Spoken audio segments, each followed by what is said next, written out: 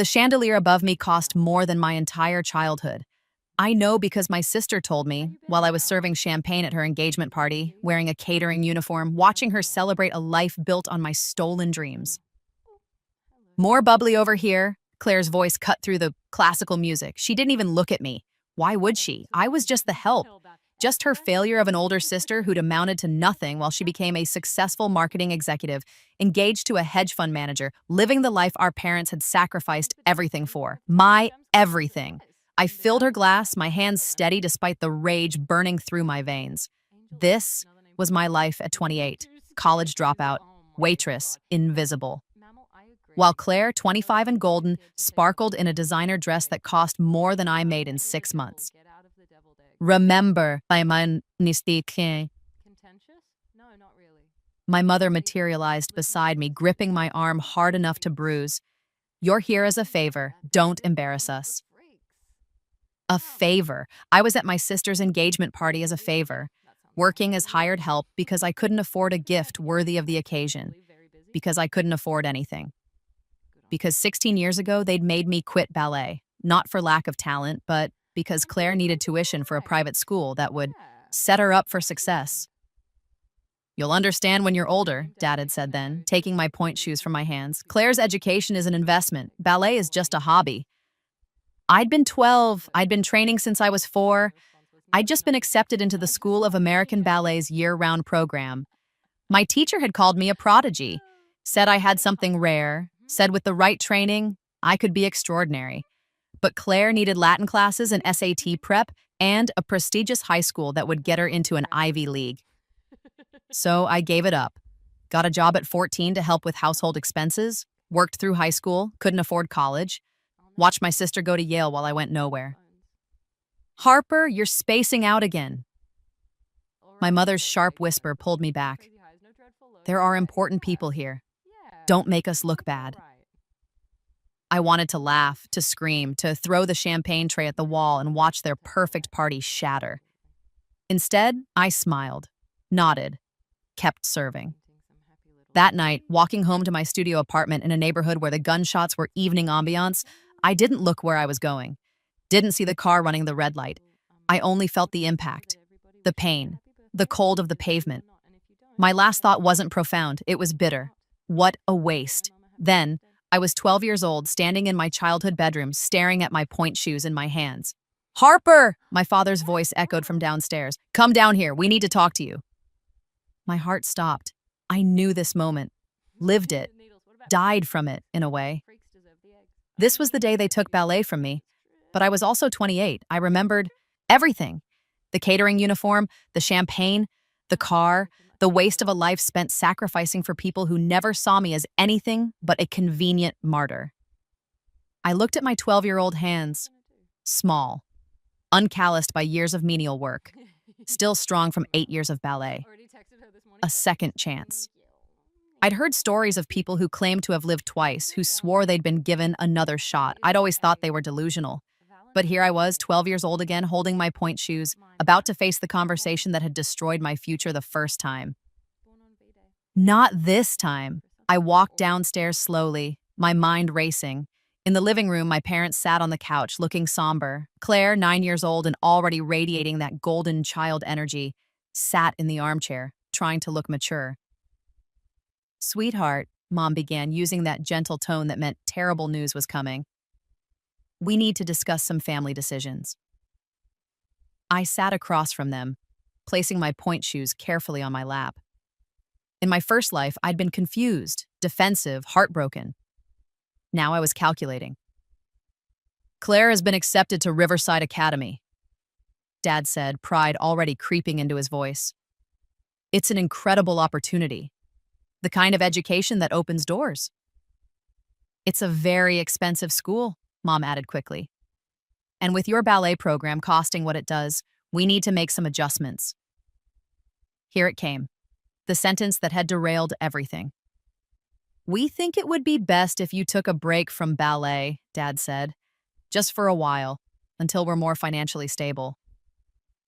In my first life, I'd cried, begged, promised to get a job, to help pay, anything to keep dancing. They'd been unmoved. A break became forever. My dreams became Claire's college fund. But I had something now that I didn't have then: knowledge, experience, and the cold, clarifying rage of someone who'd lived the consequences. No, I said simply. The room went silent. My parents blinked at me like I'd spoken in tongues. Harper, Mom started. I'm not quitting ballet, I said, my voice steady. Not for a break. Not for Claire. Not for anything. Young lady, my father's face reddened. You don't get to decide. I was accepted into SAB's year-round program, I interrupted. Madame Volkova says I have potential to be professional. That's not a hobby, that's a career. A career? Dad laughed, actually laughed. Harper, be realistic. How many people actually make it as professional dancers? It's a pipe dream. And how many people actually need to go to a school that costs $40,000 a year? I shot back. Claire can go to public school like everyone else. She'll be fine. Riverside has connections, Mom said urgently. It's not just education, it's networking for 9-year-olds. I stood up, gripping my point shoes. You want to sacrifice my future for networking? For the possibility that it might help her later? This is a family, Dad said firmly. Sometimes we make sacrifices for each other. Then let Claire sacrifice. Let her go to public school while I pursue something I'm actually gifted at. Ballet is a luxury, Mom said. Education is a necessity. Then homeschool her. Get her a tutor. There are dozens of cheaper options. You're choosing the most expensive possible path for her and expecting me to pay for it with my dreams. The truth was, I knew how this ended. In my first life, Claire had gone to Riverside, then to Yale. She'd gotten a marketing degree and a corporate job she'd complained about constantly. She'd been successful by conventional standards, but she'd never been happy. Never been passionate about anything except spending money and looking good on Instagram. Meanwhile, I could have been a dancer. Madame Volkova had been right. I'd had something rare. I'd felt it every time I danced, that perfect fusion of body and music and emotion. It wasn't just talent, it was calling, and they'd killed it for a status symbol. Harper, you're being incredibly selfish, Mom said. Claire is your sister. Family comes first. Family comes first when it's convenient for you, I replied, when it's my dreams being crushed. But Claire's dreams, Claire's future, that's sacred, right? She's younger, Dad said. I need this. My voice cracked and I let it. Let them see the real emotion underneath. I need ballet like I need breathing. And you're asking me to suffocate so Claire can have a slightly fancier education than the excellent free one she could get at Jefferson Middle School. We've made our decision, Dad said, standing up. You're quitting ballet. End of discussion. Then I'll pay for it myself. They stared at me.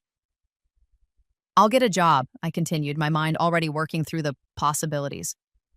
I'll work weekends, evenings. I'll pay my own tuition. You're 12, Mom said. You can't.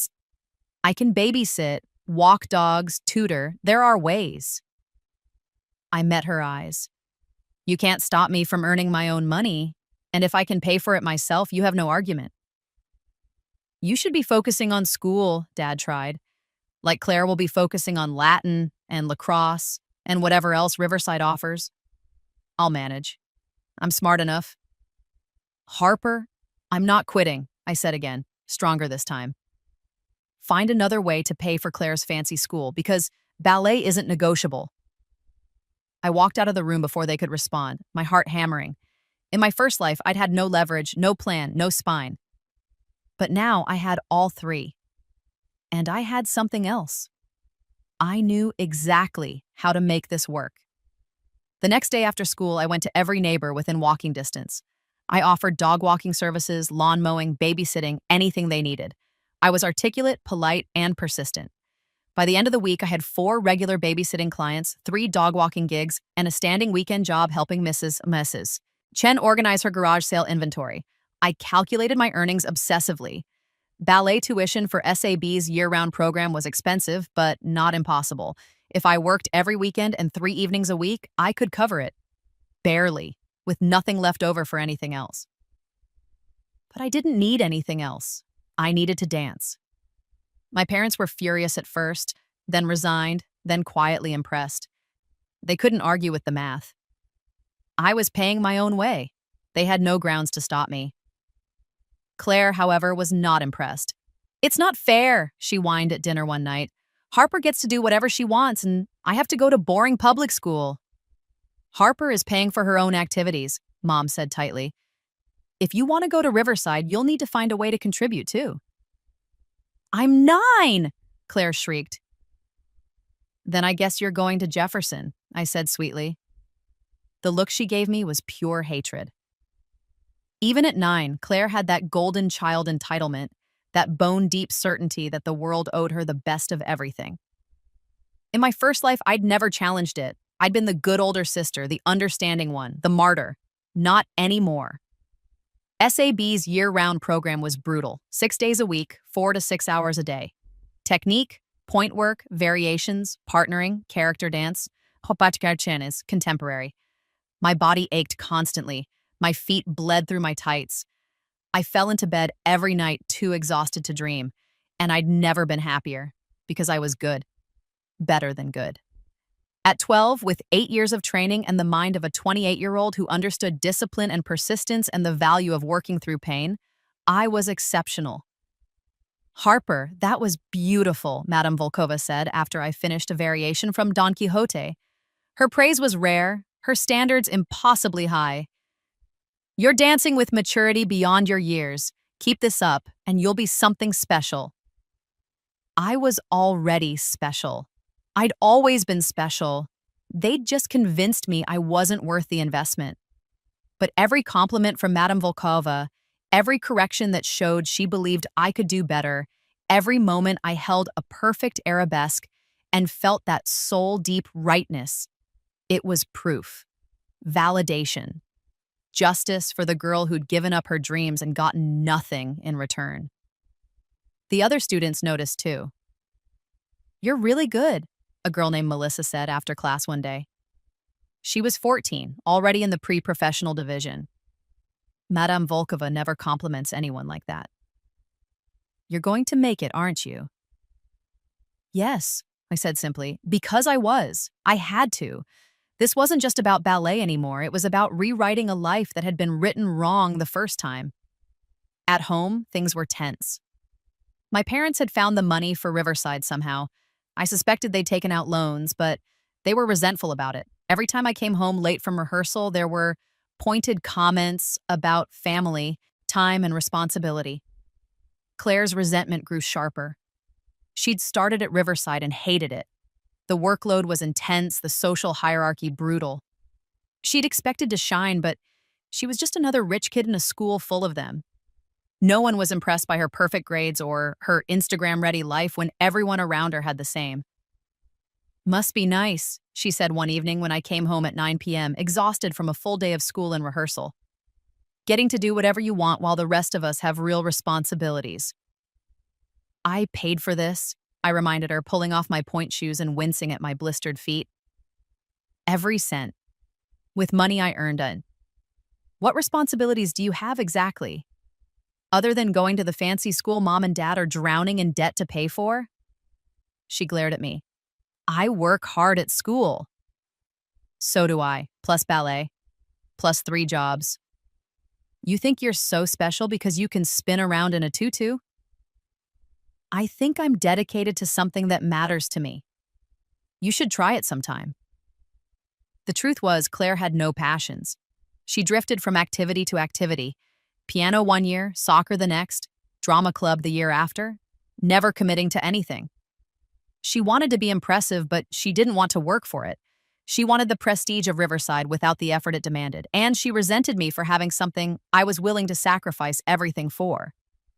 By the time I was 14, I was in SAB's advanced division. By 15, I was being noticed by company directors who came to watch student performances. By 16, I was being courted by major ballet companies, American Ballet Theater, New York City Ballet, San Francisco Ballet. They all wanted me. Madame Volkova called me into her office after a performance of La Bayadere where I danced the lead shade. "Harper," she said, her usually stern face soft with pride, You have offers from three of the best companies in the country. This is extraordinary. Most dancers don't get these opportunities until their 20s, if at all. I knew. In my first life, I'd watched from the outside, seeing dancers achieve what I could have achieved. The jealousy had been poisonous, made worse by the fact that I had no one to blame but my family and myself for not fighting back. ABT is offering you a contract, Madame Volkova continued. Corps de Ballet to start, but with the understanding that you'll be promoted quickly. They see your potential. American Ballet Theater, one of the greatest companies in the world, at 16. I'll take it, I said. Don't you want to think about it? Discuss it with your parents? I almost laughed. My parents. Who'd tried to steal this from me? Who still, after 4 years of watching me work myself to exhaustion, still made comments about when you grow out of this phase and backup plans? I don't need to think about it, I said. This is what I've worked for. ABT is my dream. And it was. But more than that, it was revenge. Because I knew what came next in the original timeline. At 16, I'd been a dropout working at a diner. Claire had been thriving at Riverside, being groomed for Yale. Our parents had been proud of their investment, proud of their golden child. Now, Claire was struggling through Riverside, getting mediocre grades despite expensive tutors. She'd wanted the prestige, but hadn't expected the rigor. She was drowning in a sea of overachievers, invisible and bitter. And I was signing with American Ballet Theater. The day I told my parents, my mother actually cried. You're so young, she said. You should finish high school, go to college, have a normal life. I'll finish high school through online classes, I said. And I don't want a normal life. I want this. But what about your future? Dad asked. Dancing careers are short. What will you do after? I'll have achieved my dreams, I said. What will Claire do after college? Work a job she hates and complain about it on social media? Harper, Mom snapped. That's cruel. It's honest. You wanted me to give up what I love for what Claire might need someday. I refused. And now I'm succeeding. You should be happy for me. But they weren't. They were scared. Because my success highlighted their failure. Not their financial failure, but their failure to see me, to value me, to believe in me. They'd bet on the wrong daughter, and now it was obvious. Claire refused to speak to me for weeks after I signed the contract. She was 17 in her senior year at Riverside, stressed about college applications. She'd assumed she'd get into Yale like she deserved, like they'd sacrificed for, but her grades weren't good enough. Her extracurriculars were scattered and half-hearted. She was just another privileged kid with no direction. Meanwhile, I moved to New York, got a small apartment near Lincoln Center, and started my professional career. Corps de Ballet was humbling. Even as a prodigy, I was the youngest dancer in the company, and everyone was exceptional. But I had my secret weapon. I'd lived through 28 years of failure. I knew what it felt like to give up, to drift, to watch life happen to other people. I'd die before I let that happen again. I worked harder than anyone, stayed late, came early, took every correction, absorbed every criticism, pushed my body past its limits. Within 6 months, I was getting small solo roles. Within a year, I was a soloist. Within 2 years, at 18, I was offered a principal contract, principal dancer at American Ballet Theater at 18, one of the youngest in the company's history. The night I signed that contract, I called home. My mother answered, Harper, how are you, sweetheart? I'm great, Mom. I have news. I just made principal dancer at ABT. Silence. Then, that's wonderful, honey. But her voice was hollow. Because that same day, Claire had gotten her college decisions. Rejected from Yale, rejected from Harvard, Princeton, Columbia, accepted to Boston University, a good school, but not the Ivy League dream they'd paid $40,000 a year to cultivate. How's Claire? I asked, knowing the answer. She's processing. The rejections were hard. I'm sure she'll be fine at BU, I said. It's a great school. It's not what we hoped for, Mom said quietly. I know, but maybe hopes should be based on the person, not the price tag of their education. I hung up before she could respond. Claire went to BU and hated it. She'd expected to stand out, to be special, but she was average there too. She switched majors 3 times, never finding anything she was passionate about. She graduated with a degree in communications and a vague plan to get into marketing or something. Meanwhile, I was dancing Odette Odile in Swan Lake at the Metropolitan Opera House. I was Juliet in Romeo and Juliet, Giselle in Giselle, the lead in everything that mattered. Critics called me luminous, transcendent, once in a generation. My face was on magazine covers. My performances sold out months in advance. At 21, I was promoted to principal dancer. At 22, I won the Benoit de la Danse, Ballet's highest honor. At 23, I was being called the best ballerina of my generation. And Claire? She was unemployed. She'd graduated from BU 2 years ago with mediocre grades and no clear skills. She'd applied to hundreds of marketing jobs but had nothing that made her stand out. No internships. She'd been too busy partying and complaining about how hard college was. No portfolio. She'd never actually committed to any projects. No connections. Because Riverside's vaunted networking had been for academic opportunities she hadn't been good enough to seize. She was 25, living with our parents, working part-time at a coffee shop, and sending out resumes that went nowhere. I knew all this because my mother called me regularly, her voice strained with worry about Claire and barely concealed resentment toward me. "If you could help her," Mom said during one call, "you must have connections, someone who could give her a chance." Connections, I repeated. "You mean like the connections you thought were so important that you wanted me to give up ballet? Those connections?" "Harper, please. She's your sister. She's struggling." "She's struggling because she has no work ethic and no passion for anything except being admired. That's not a career path, Mom." "You're being cruel." "I'm being honest." Claire spent her entire life being handed things because she was the golden child. And now she's discovering that the real world doesn't care about which fancy school you went to. They care about what you can actually do. "And what can you do besides dance?" Mom's voice turned sharp. "Your career will be over in a few years. Then what?" I smiled, even though she couldn't see it. "Then I'll retire as one of the greatest ballerinas of my generation, invest the money I've made, and do whatever I want. Because unlike Claire, I built something real, something that mattered."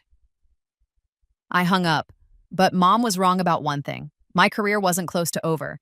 At 25, I was still improving, still getting stronger, still landing roles that made audiences weep. I took care of my body obsessively, physical therapy, massage, proper nutrition, adequate rest. I'd seen too many dancers burn out young because they pushed too hard without recovery. I wasn't going to burn out. I was going to burn bright. The invitation to Claire's engagement party came when I was 28, the same age I'd been when I died in the first timeline, when I'd been serving champagne at her celebration, invisible and bitter. But this time, I was the one being celebrated. The party was at my parents' house. They'd had to downsize after going into debt for Claire's education and then supporting her for years afterward. The house was nice enough, but nothing like the mansion they'd dreamed of.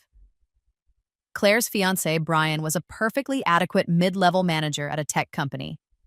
They'd met at a networking event Claire had crashed hoping to find job opportunities. The irony was exquisite. I arrived fashionably late, wearing a designer dress I'd gotten for free because designers loved dressing me for events. My hair was in an elegant updo. My makeup was flawless. I looked like what I was: successful, confident, untouchable. The party stopped when I walked in. "Harper!" Mom rushed over, her smile forced. "You made it!" Of course. Wouldn't miss Claire's special day. Claire stood by the kitchen holding a glass of wine, her smile frozen. She'd gained weight. Stress eating, probably. Her dress was nice, but off the rack. Her engagement ring was modest. Everything about her screamed, settling. "Harper," "Hi," she said when I approached. "Thanks for coming." "Congratulations," I said warmly. "Brian seems great." "He is." She glanced at him, pleasant-looking, receding hairline, eager smile. "We're very happy." "I'm glad. Everyone deserves happiness." The words were kind, but we both knew the truth underneath.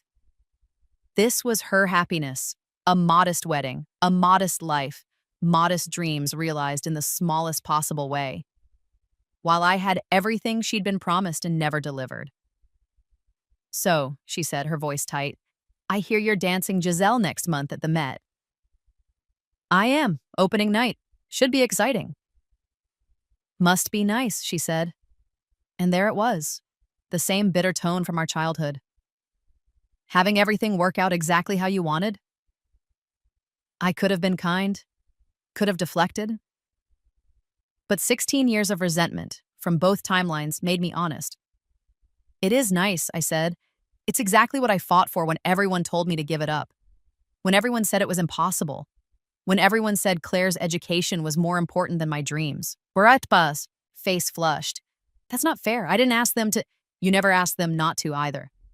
You sat there, 9 years old, and watched them tell me to quit something I love so you could go to a fancy school.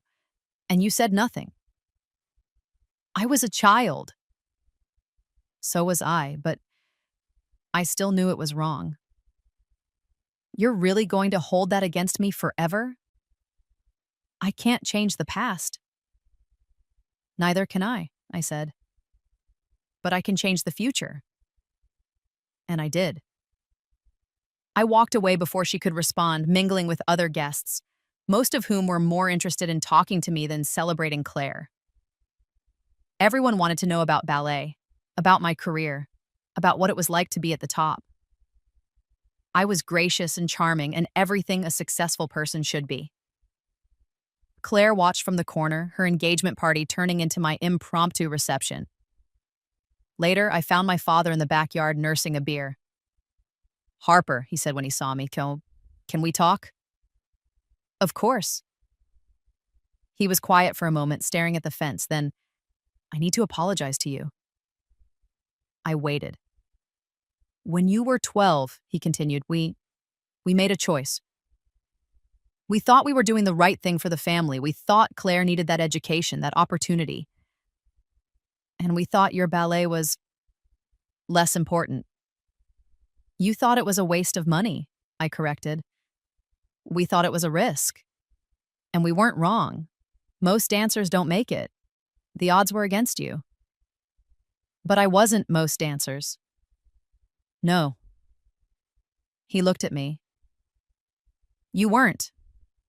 You were exceptional, and we didn't see it. Or we did, and we didn't care enough. We prioritized the safer investment. Claire. Yes, and we were wrong, not because you succeeded and she didn't, but because we should have believed in you, should have found a way to support both of you, should have sacrificed more ourselves instead of asking you to sacrifice everything. It was the apology I'd needed for 16 years, in both timelines, but it didn't fix anything. Thank you for saying that, I said, Bastinas. But it doesn't change what happened. I lost 4 years of training. 4 years I had to make up through sheer will and working 3 jobs. You stole my childhood and gave it to Claire, and she wasted it. Harper, and the worst part, I continued, you'd do it again. If you could go back knowing everything you know now, you'd still make the same choice. Because Claire was easier to believe in. She fit the model of success you understood. While I was doing something risky and weird and uncomfortable. He didn't deny it. I'm proud of you, he said instead. I know I didn't show it when it mattered, but I'm proud of who you've become. I'm proud of me too, I said. And I did it despite you, not because of you. Remember that. I left the party early. I had rehearsal the next morning, and unlike everyone else there, I had something worth waking up for. The night before my opening as Giselle, I couldn't sleep. Not from nerves, performed the role before, knew every step, every gesture, every breath. But because I kept thinking about the other timeline, the one where I'd never danced Giselle, where I'd never danced at all, where I'd died at 28, bitter and unfulfilled, while Claire sparkled at her engagement party. That timeline felt like a nightmare now. A warning. A glimpse of what happens when you let other people write your story. The performance was transcendent. I felt it from the first moment I stepped on stage. That perfect connection between body and music, where movement becomes inevitable, where you're not thinking or trying, just being. The audience was silent during my mad scene, and I could hear crying during my variation in Act 2. When I took my final bow, the standing ovation lasted 7 minutes. flowers covered the stage. Critics would later call it the performance of a lifetime, unforgettable, heartbreaking, and beautiful. But the moment I treasured most came backstage when Madame Volkova found me. "Harper," she said, her eyes wet. She never cried. "That was why I became a teacher. To see something like that, you were born to dance." "You taught me everything," I said. "I taught you technique. But that gift, that was always yours. I'm sorry, I can't take credit for it." She hugged me, rare and brief. Then she pulled back. "Promise me something," she said. "Promise me you'll never let anyone tell you you're not enough. Because you are. You always have been." I thought about 12-year-old me standing in the living room being told to quit. I thought about alternate timeline me, dying unfulfilled. I thought about Claire, unemployed and bitter, wondering why life hadn't delivered what she'd been promised. "I promise," I said. 3 months later, Claire called me. I almost didn't answer. "Harper," her voice was shaky. "Can we talk?" "We're talking now." "In person, please. There's something I need to say." We met at a coffee shop near Lincoln Center. She looked tired, her hair in a messy ponytail, wearing jeans and a sweatshirt. She'd given up on the polished image she'd maintained for so long. "I need to apologize," she said as soon as we sat down. I waited. "I've been jealous of you for years," she continued. "Since we were kids. You were always so sure of what you wanted, so passionate. And I had nothing like that. I drifted through everything. Riverside, BU, all of it. I kept waiting to find my thing, the way you had ballet. But it never came." "So you resented me for having it?" "Yes. And I let mom and dad sacrifice you for me without saying anything. Because part of me thought if I just had the right opportunities, the right education, I'd figure it out. I'd become someone impressive. But you didn't." "No, because I'm not impressive. I'm not driven or talented or special. I'm just average. And I can't handle being average when I was raised to believe I was exceptional." I sipped my coffee, letting her continue. "You worked 3 jobs to pay for ballet," she said. "You fought them when they tried to make you quit. You never gave up, even when it was hard. Even when everyone doubted you, and I just coasted, expecting everything to be handed to me because I went to the right schools. And now you're unemployed." "Now I'm unemployed," she agreed, "and engaged to a man I don't really love because at least it's something. At least it's a milestone I can point to and say, look, I achieved something." "That's bleak, Claire." "It's honest." She looked at me. "I don't expect forgiveness. I don't expect us to be close. But I needed you to know that I understand now. I understand what they took from you, what I let them take from you. And I'm sorry." I thought about my first life where this conversation never happened, where Claire never apologized because she never had to, where she was successful enough to never question the sacrifices made on her behalf. This timeline was better. Painful for her, maybe, but honest. "Thank you for saying that," I said finally. "It doesn't change anything, but thank you." "I know, I needed to say it." We finished our coffee in silence. Then she left, and I went to rehearsal, and that was that. I didn't forgive her. Maybe I would eventually, but not yet. The wound was too old, too deep. It had shaped 2 entire lifetimes. But her apology was enough to close that chapter. At 30, I was still dancing principal roles. I'd saved my money carefully, invested wisely. I owned a beautiful apartment in Manhattan, had financial security that would last long after my performing career ended. I'd dated casually, but never seriously. I'd learned from my first life that romantic love wasn't necessary for fulfillment. I had my art, my purpose. My revenge, completed so thoroughly that it had transcended revenge and become simply living well. Claire eventually broke off her engagement with Brian. She moved to Portland, got a job at a nonprofit, started therapy. She found pottery, of all things, and apparently was decent at it. She'd never be exceptional, but she'd stopped trying to be. She'd accepted average, and in that acceptance, found something like peace. My parents retired to Florida, their dreams of grandeur abandoned. They talked about my performances sometimes, bragged to their friends about their daughter, the Prima ballerina. They'd rewritten history in their minds. Now they claimed they'd always believed in me, always known I'd succeed. I let them believe it. It didn't matter anymore. On my 31st birthday, ABT threw me a party after a performance of Romeo and Juliet. The after-party was full of dancers, directors, critics, donors, everyone who mattered in the ballet world. I stood in the center of it all, champagne in hand, wearing a dress that cost more than my parents' mortgage. And I thought about that other party, Claire's engagement party, where I'd been serving drinks, invisible and expendable. The symmetry was perfect. "You look contemplative," Madame Volkova appeared beside me. She was in her 70s now, retired from teaching but still attending major performances. "Just thinking about how different things could have been," I said. "Different how?" "If I'd listened when people told me to quit. If I'd accepted that my dreams were less important than everyone else's plans." "But you didn't listen." "No, I didn't." She smiled. "That's why you're here. That's why you're extraordinary. Not because of your talent, though you have plenty, but because you understood something most people never learn. That you can't live someone else's version of your life. You can only live your own. Even if it's selfish. Especially if others call it selfish.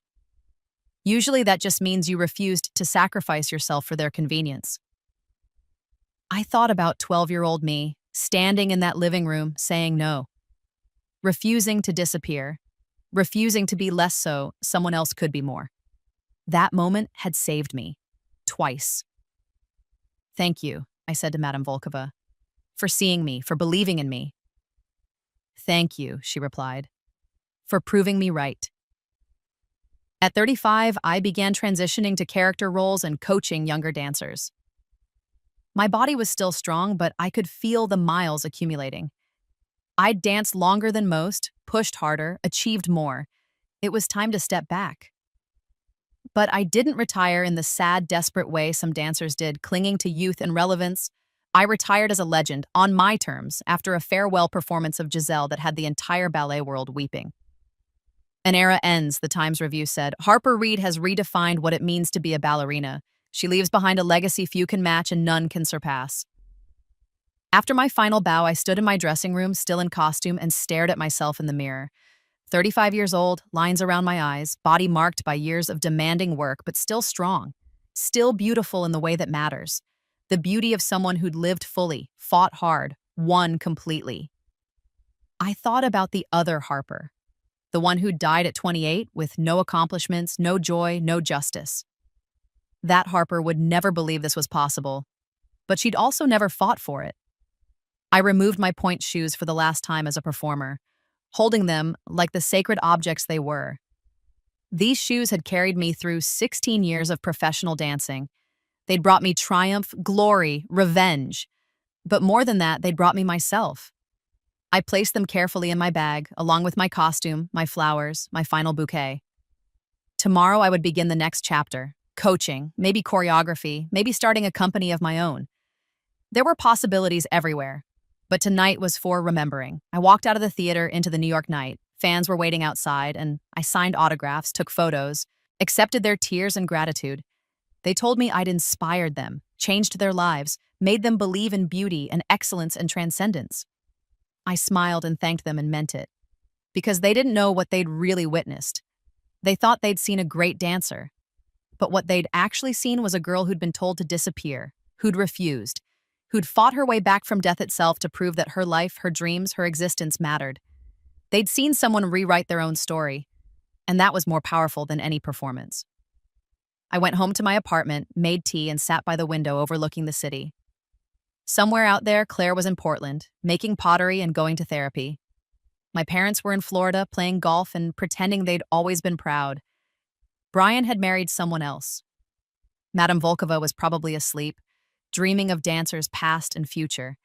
And I was here, alive, fulfilled, victorious. The girl who'd died at 28 had never known this feeling, had never known what it meant to live a life without regret, without bitterness, without the constant ache of unfulfilled potential. But I knew because I'd lived both versions. The one where I'd surrendered to someone else's plan, and the one where I'd fought for my own, and fighting had made all the difference. I opened my laptop and started writing. Not a memoir, I wasn't ready for that yet, but notes, thoughts, ideas for young dancers who might face what I'd faced, who might be told their dreams don't matter, who might be asked to sacrifice themselves for someone else's convenience. I wanted them to know, you can say no, you can fight back, you can refuse to disappear, and if you do, if you hold on with everything you have, if you work harder than you thought possible, if you believe in yourself when no one else does, you can win. You can take everything they tried to steal and turn it into glory. You can become exactly who you were meant to be. The words flowed easily, years of experience and pain and triumph pouring onto the page. I wrote about sacrifice and selfishness, about family and betrayal, about the difference between what people say they want for you and what they actually want from you. I wrote about ballet, about the discipline and joy of it, about how movement can be prayer and defiance and love all at once. I wrote about rebirth, though not literally, about how any moment can be a turning point if you're brave enough to make it one. How you don't need to die to get a second chance. You just need to refuse to accept the first one that was handed to you. By dawn, I had 20 pages, raw and honest and maybe too much, but real. I saved the file and titled it Prima, because that's what I'd become. Not just a principal dancer, but the first, the primary, the one who mattered most in her own life. I thought about emailing it to Claire, but decided against it. She was on her own journey now. She didn't need my story. She needed to write her own.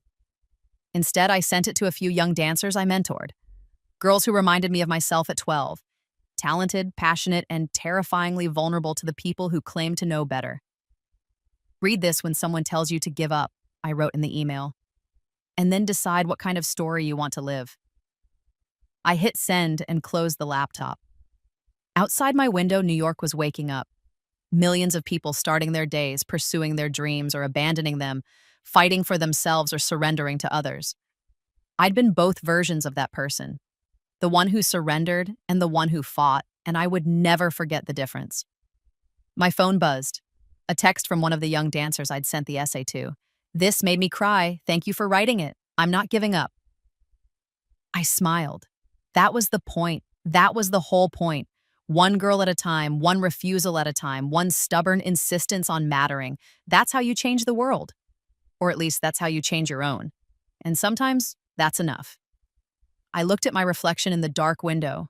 35 years old, prima ballerina, retired, survivor of death and rebirth and 16 years of perfect revenge.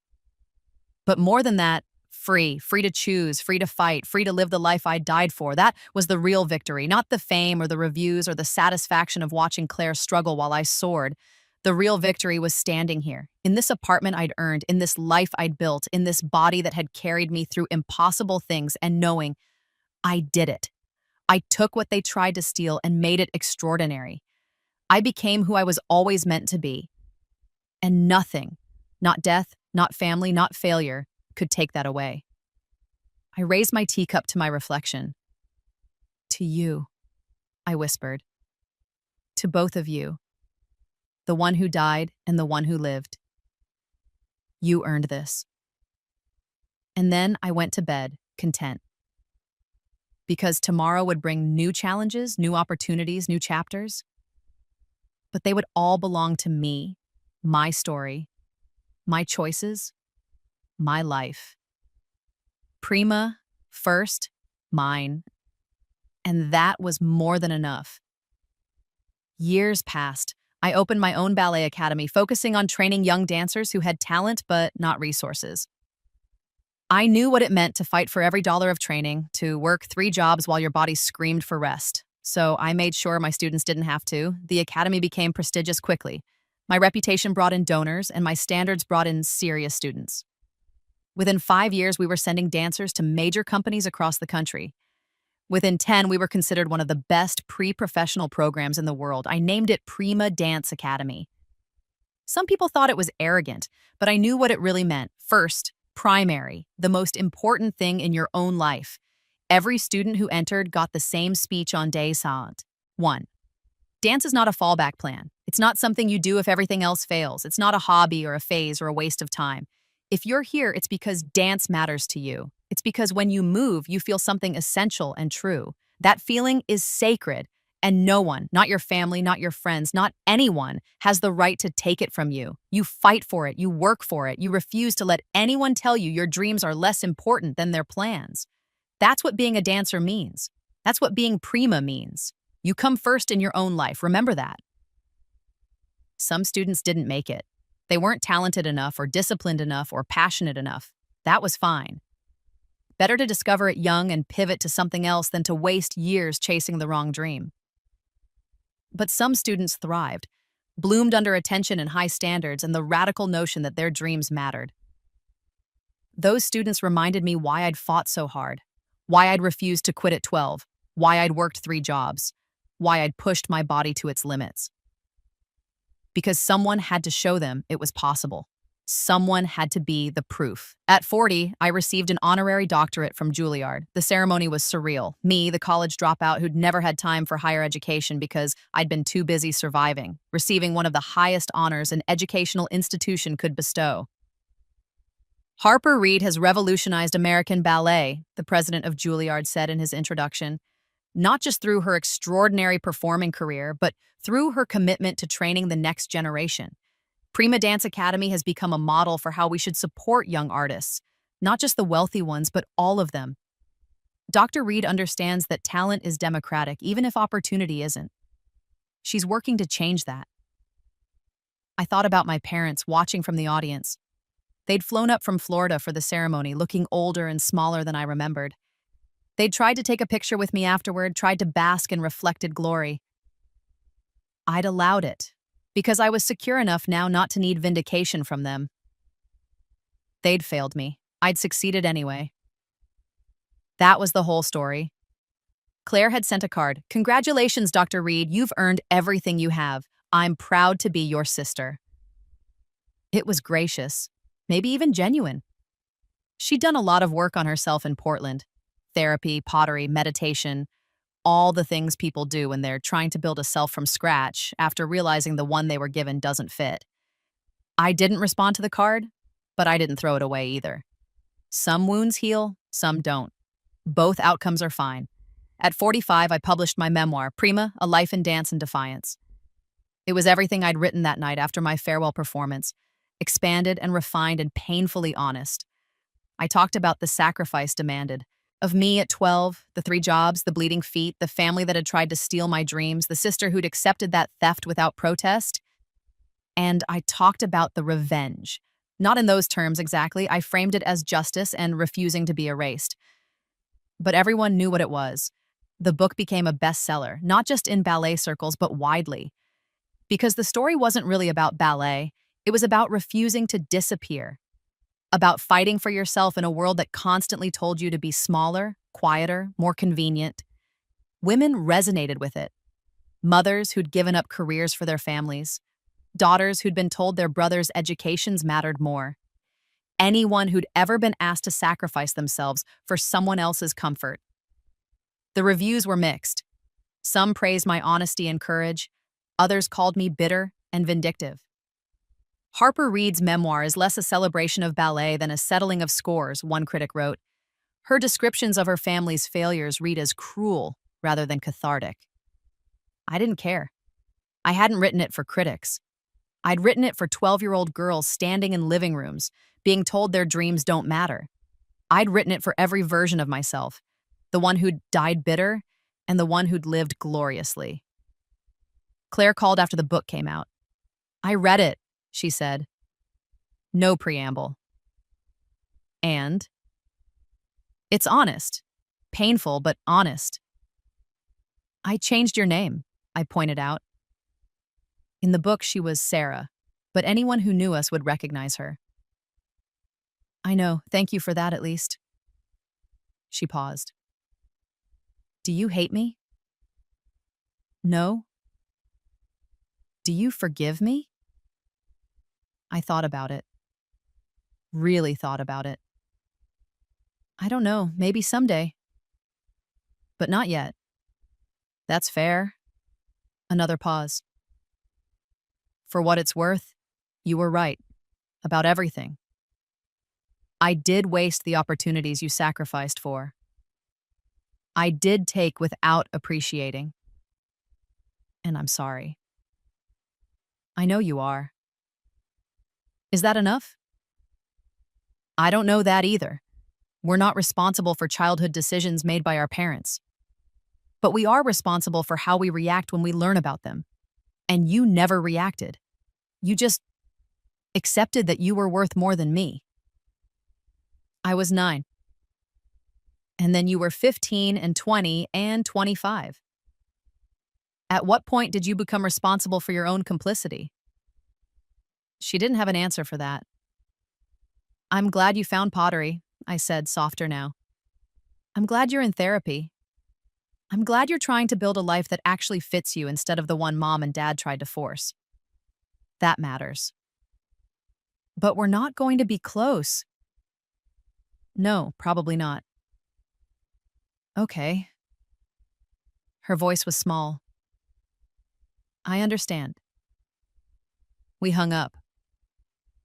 I felt lighter somehow. As if the last weight of that old betrayal had finally lifted. At 50, Prima Dance Academy celebrated its 15th anniversary with a gala performance. Current students and alumni performed pieces I'd choreographed over the years. The theater was packed with donors, critics, parents, and dancers who'd trained with me. I sat in the audience. I rarely performed anymore, just the occasional character role when I felt nostalgic and watched my legacy unfold on stage. These dancers were good, really good. Some would join major companies. A few might become stars in their own right. They'd been trained with love and rigor, given opportunities without strings attached, taught that their dreams were worth fighting for. This was the real revenge, I realized, not my own success, satisfying as that had been. But this, dozens of dancers who would never have to choose between their passion and their family's financial convenience, who would never have to work 3 jobs at 12 years old, who would never have to hear, it's just a hobby, or be realistic, or your sibling's future is more important. I'd broken the cycle. Not just for myself, but for them. That mattered more than any role I'd ever danced. After the performance, during the reception, a young dancer approached me. She was maybe 16, with the intense focus of someone who'd found her calling early. Ms. Reed, she said nervously, I wanted to thank you for your book, for your academy, for everything. You're welcome. Are you enjoying your training? I am, but she hesitated. My parents want me to quit.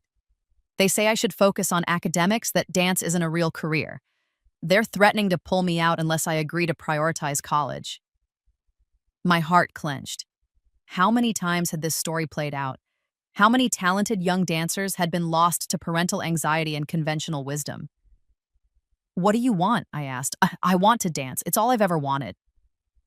Then dance, find scholarships, get a job, do whatever it takes. But don't give it up because someone else is scared. They're my parents. I can't just, yes, you can. I did. And look where it got me. I gestured at the theater, the gala, the life I'd built. Your parents love you, but they don't get to write your story. Only you do. She nodded, tears in her eyes. Thank you. I watched her walk away and thought, this is why. This is why I fought so hard. This is why the revenge mattered. Not because I needed to hurt Claire or prove my parents wrong, but because I needed to show everyone who came after me that it was possible to refuse, to fight back, to win. At 55, I started slowing down. Not dramatically. I still taught, still choreographed, still ran the academy, but I delegated more, hired associate directors, trusted my senior faculty.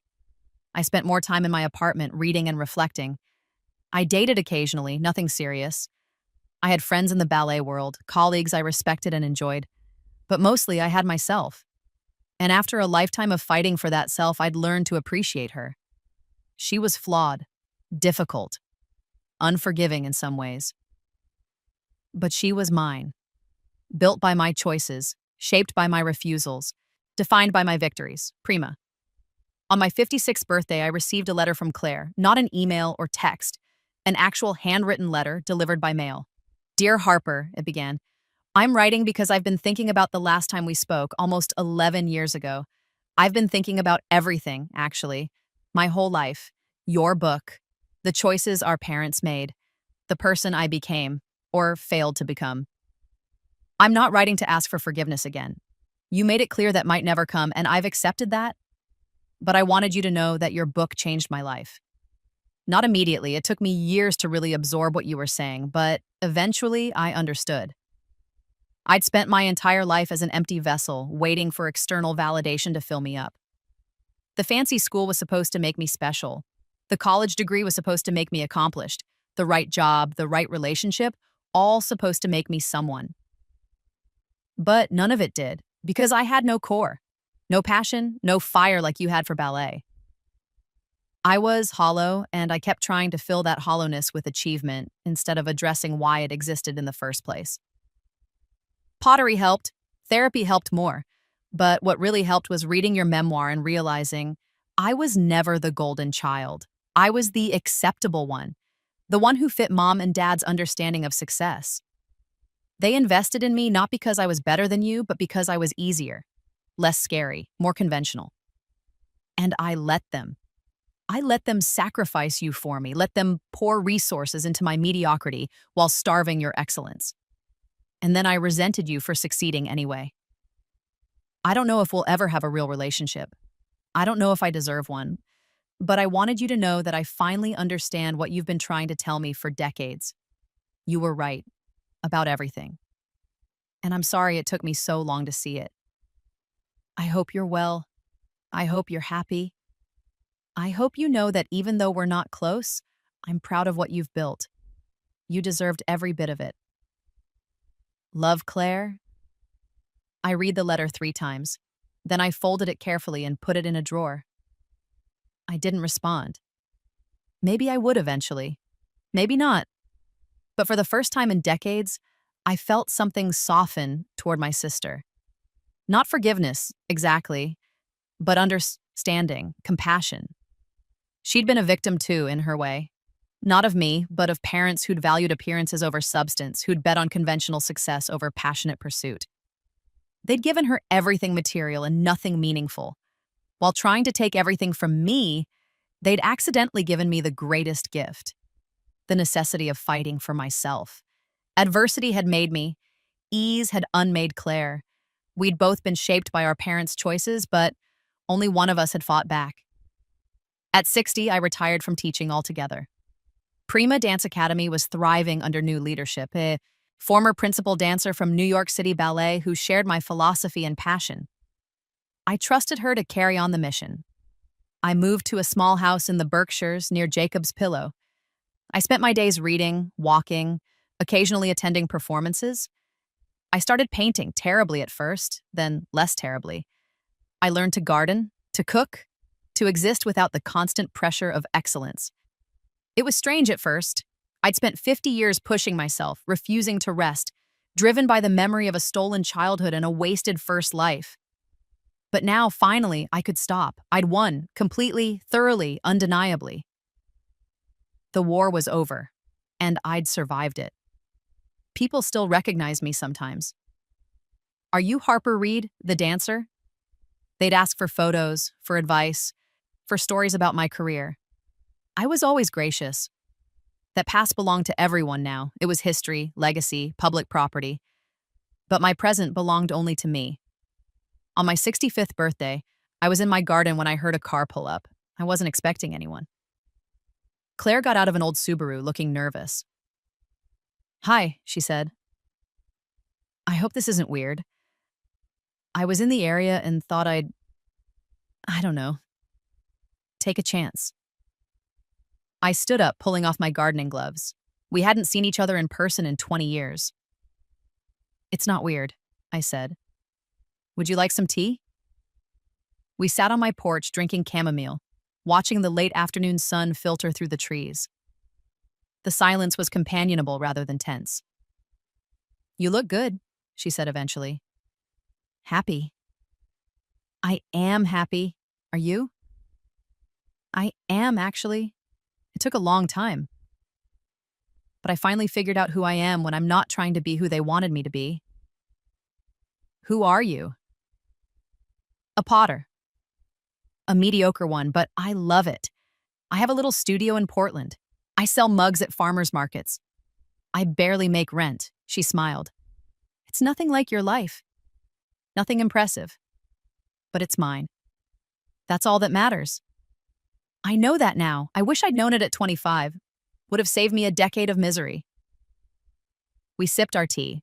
Then she said, I read something you said in an interview once about how revenge and success are different things, and most people confuse them. I remember that interview. You said revenge is about making someone else hurt, but success is about making yourself whole, and that you'd pursued success, not revenge. That's right. But it was revenge too, wasn't it? At least a little? I considered the question. Considered lying or deflecting or staying on the moral high ground. But Claire and I were both too old for that now. Yes, I said, it was revenge, especially at first. When I fought to keep dancing at 12, when I worked those 3 jobs, when I pushed myself to make principal, part of it was about proving them wrong. Proving you wrong. Making everyone who'd underestimated me eat their words. And did it feel good? It felt incredible. Every time I got promoted, every time I got a standing ovation, every time someone praised my dancing, there was this satisfaction, this vindication, like I was collecting evidence that I'd been right and they'd been wrong. When did it stop feeling like revenge? When I opened the academy, when I started helping other dancers who'd faced what I faced. That's when it became about something larger than my own vindication. Claire nodded slowly. I'm glad that you got both, the revenge and the meaning. Are you really? I am. I don't love being the cautionary tale in your story, but I understand why I am. And you were never cruel about it. You were just honest. We finished our tea. As Claire stood to leave, she hugged me, brief and awkward, but real. Thank you, she said, for letting me visit. For the tea, for not slamming the door in my face. Thank you for coming, for apologizing, for doing the work. She nodded and walked to her car. Before getting in, she turned back. Harper, I'm proud of you. I know I said that before in that card years ago. But I wanted to say it in person. I'm proud of you, and I'm sorry I never told you that when it mattered. She drove away before I could respond. I stood on my porch watching her taillights disappear down the country road and felt something unexpected. Peace. Not forgiveness, not quite. But peace. The war really was over. Claire had transformed from antagonist to just a person. Someone who'd made mistakes and tried to grow from them. Someone who'd been shaped by the same toxic family dynamics that had shaped me, just in different ways. We would never be close. Too much history, too much pain. But we could be cordial, respectful, occasionally present in each other's lives. That was enough. I went back to my garden, to the roses I was nursing through late summer, to the simple pleasure of growing something beautiful. At 70, I was diagnosed with arthritis. Not surprising. 50 years of demanding physical work had consequences. My hands ached in the mornings, my knees protested stairs. I walked with a slight limp left over from an old injury, but I was alive. Still strong, still myself. I thought often about the other timeline. The Harper who died at 28, unfulfilled and bitter. She'd never gotten to feel this, the satisfaction of a life fully lived, the peace of knowing you'd fought for yourself and won. If somehow she could see me now, what would she think? She'd think it was worth it. Every painful choice, every sacrifice, every moment of pushing past exhaustion. All of it worth it for this. Sitting in a garden at 70, arthritic but content, having lived the exact life she was meant to live. My parents had died by then. Dad first, suddenly. Mom a few years later, slowly. I'd attended both funerals, shed appropriate tears, and felt very little. They'd become strangers to me decades ago. I'd mourned the parents I'd needed when I was actually grieving. The loss had happened at 12, not at their actual deaths. Claire gave the eulogy at Mom's funeral. She talked about family and sacrifice and how Mom had always wanted the best for her children. It was generous revisionism. The people who'd known our family looked uncomfortable. Afterward, at the wake, Claire found me. I couldn't tell the truth up there, she said. It didn't seem right. Death makes liars of us all, I agreed. But you and I know the truth. What she really was, what they both were. We do. Does it matter anymore? Now that they're gone? I thought about it. It matters that we remember, not to hold on to bitterness, but to honor what we survived. They failed us in different ways. Those failures shaped us. That's worth acknowledging. Even now? Especially now. Otherwise, we risk forgetting. And if we forget, we might repeat it. Make the same mistakes with our own people. I don't have kids, Claire said. Neither do I, but we have influence, students, friends, people who look up to us. We can model something different than what we got, she nodded. That's what you've been doing with the academy. That's what I've been doing with my whole life. We stood together, two old women who'd once been fighting sisters, united finally by the truth of a shared terrible childhood and the different paths we'd taken away from it. At 75, I published my final book, not a memoir this time, but a collection of essays about art, discipline, sacrifice, and the difference between suffering for something worthwhile and suffering for someone else's convenience. It was my clearest thinking, distilled from 75 years of life, lived twice. The critics loved it, called it wise and essential, and the culmination of a remarkable life. I didn't care what they called it. I'd written it for the same reason I'd done everything. Because it needed to exist. Because somewhere, someone needed to read it. The dedication was simple. To every child told their dreams don't matter. They do. Fight for them. At 80, I gave my last interview. A young journalist from Dance Magazine asked me about my life, my career, my legacy. Looking back, she said, "Is there anything you would do differently?" I thought about the question. Thought about 12-year-old me, defiant in that living room. Thought about the decades of hard work that followed. The pain and triumph and revenge and success, all woven together into a life that made sense. No, I said, I wouldn't change anything. Not even the difficult parts, the family conflict. Especially not those. The conflict made me who I am.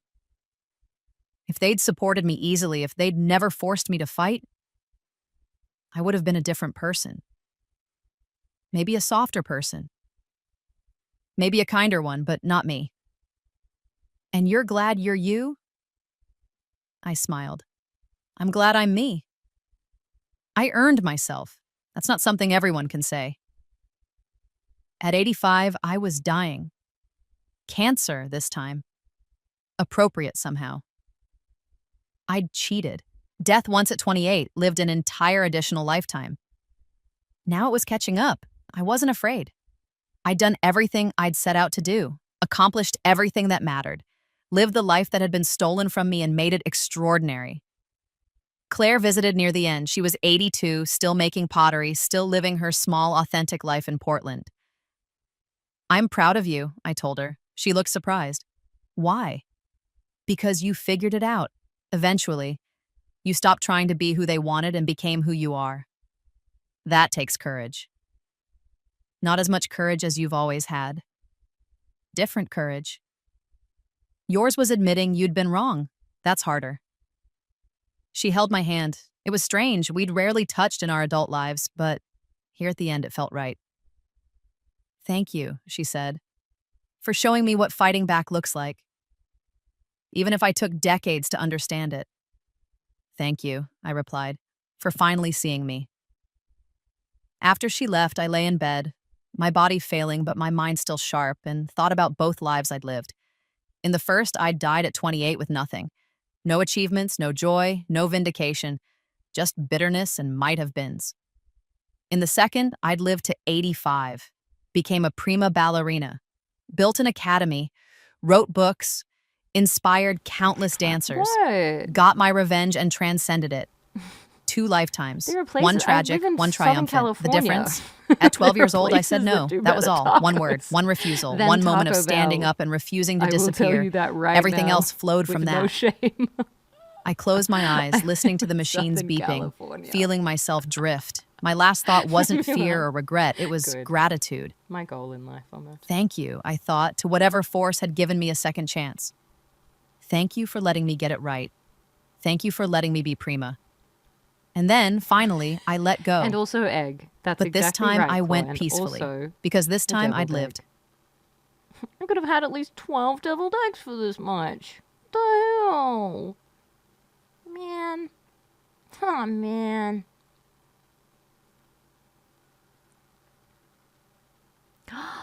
Really, Mammal? Never? I'd say you're missing out. I don't know that you are. It's just a... That's okay. That's just fine. 49-cent bean burrito. No, I don't remember that. I don't even know how much the bean burrito is now. Couldn't even tell you.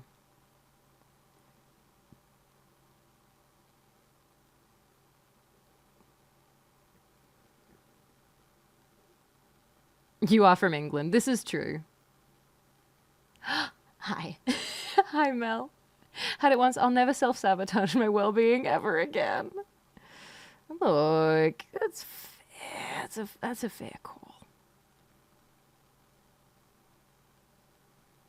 Or your toilet's well-being. It's the bedazzled Route 66 cap. You know it. Hi, Wasabi. It's one of my favorites. I realized I hadn't worn it in a little while. It was time.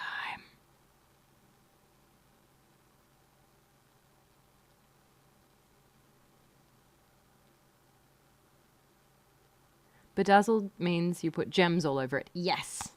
I didn't personally bedazzle it though. To be perfectly transparent, I didn't do the bedazzling. Vajazzling, why, that's different. Very Thelma and Louise, and as a gay male, I approve, thank you.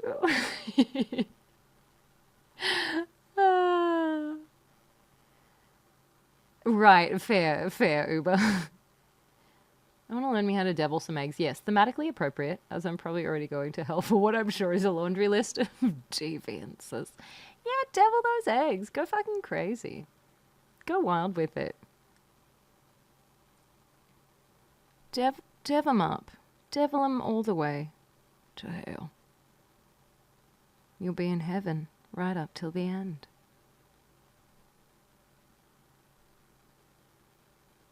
As a straight male, I still approve. Thank you. Thank you, straight male contingent.